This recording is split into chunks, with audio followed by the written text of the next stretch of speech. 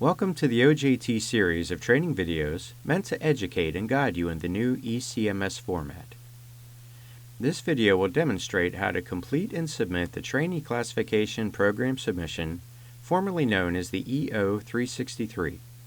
The function of the screen in ECMS is identical, although the appearance is obviously a little different. I'm going to assume that the user has a passing knowledge of standard functionality in ECMS. I'll be using the same project and prime contractor as was used in the design review worksheet video. To begin, I'm logged in as the prime contractor for this project. I'm going to click on Construction Projects and enter my project number.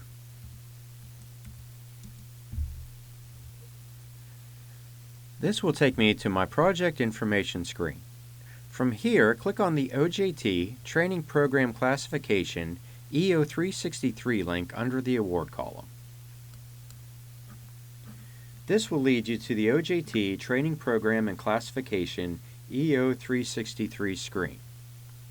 This screen contains sections for the contractor, the special provision, which is a hyperlink and will take you to this trainee special provision if selected, and we also have a training programs and classification section below that.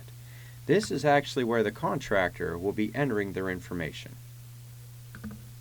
The first thing you want to do is click on your Save button in the gray toolbar,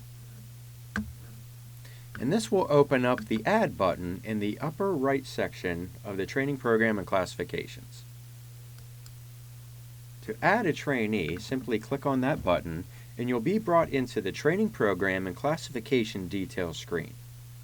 Again, we have project information at the top, prime contractor information in the middle, and then the program classification detail at the bottom. Any fields in yellow and with the yellow flag are required. To start, we'll click on the magnifying glass by the classification title. This will open up a common selection screen and will contain such useful information as the program number and code, the classification, and there's also a description to help you narrow down the exact type of apprenticeship you're looking for. For this case, I'm simply going to select a carpenter. The next thing we have to enter is the anticipated start date. I'm going to go 1 week out, and we also have to select a training provider, which at this point is simply the prime contractor. We also have a section down here for comments, if necessary or required. When all this information has been entered, click Save and Exit, and this will take you back to your EO363 screen.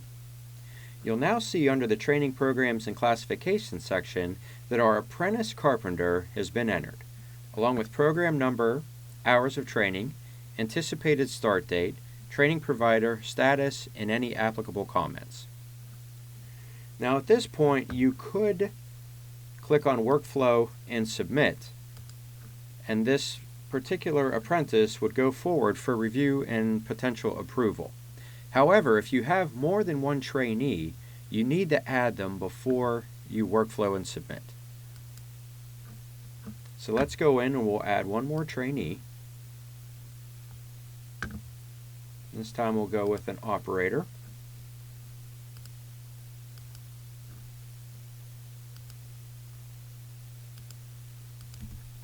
Enter our information, and again click Save and Exit on the gray toolbar. You'll now notice that we have 2 apprentices on our training and program classification for submission.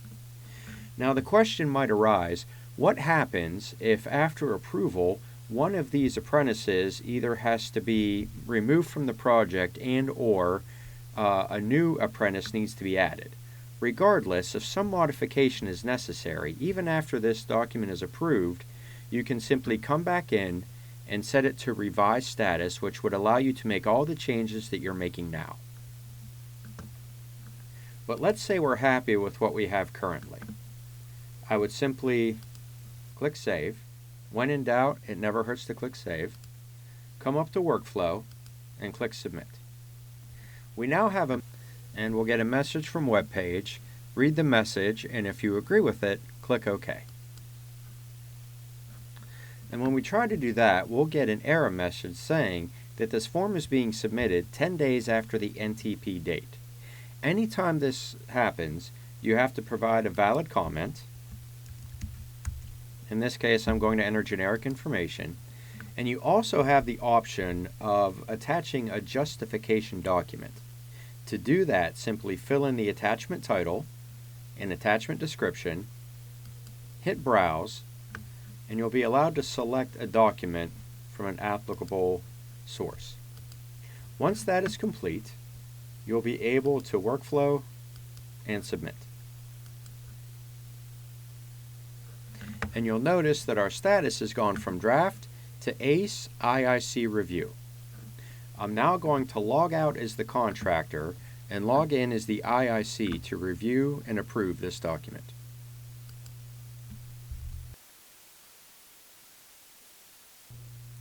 I am now logged in as the Inspector in Charge, or IIC. Similar to most review and approval workflow options in ECMS, I can go to Construction Projects, type in my project number, and go through the front door.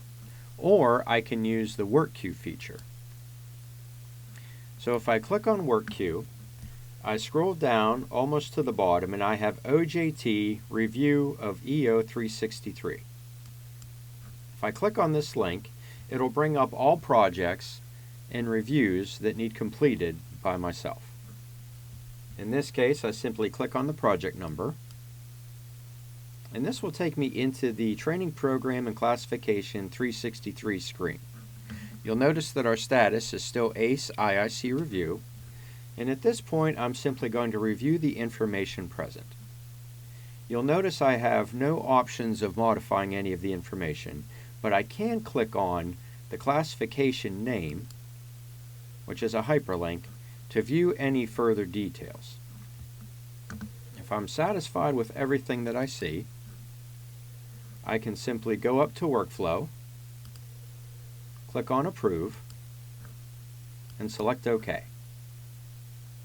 You'll notice that the status has changed from IIC Review to DLCCA Review.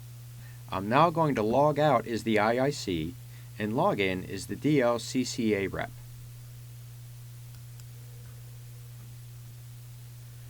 I am now logged in as the DLCCA rep for the district. Similar to the IIC review prior, I'm simply going to click on Work Queue in the blue toolbar, go down to my OJT review of an EO363, and select the project number of which I'm interested. Similar to the IIC, I will be able to view all the information on the screen but not edit anything. If I want to take a slightly deeper dive, I can click on the Apprentice hyperlink in the classification section. Review the information here, and then simply click back to return to the 363 screen. If I have no issues, I'll simply click on Workflow, Approve, and our status goes from DLCCA review to BEO review, which will be the last review step in the chain. I'm now going to log out and log in as the BEO. I am now logged in as the BEO rep. Similar to the prior two, I am simply going to click on Work Queue, go to my review of the EO363, select my project, in this case there's only one, and again this is identical to the first two review steps. Namely, I can review all the information, but I cannot edit anything. I have the ability to go into the classification hyperlink, and if I'm good with all the information here, I would simply click Workflow and Approve,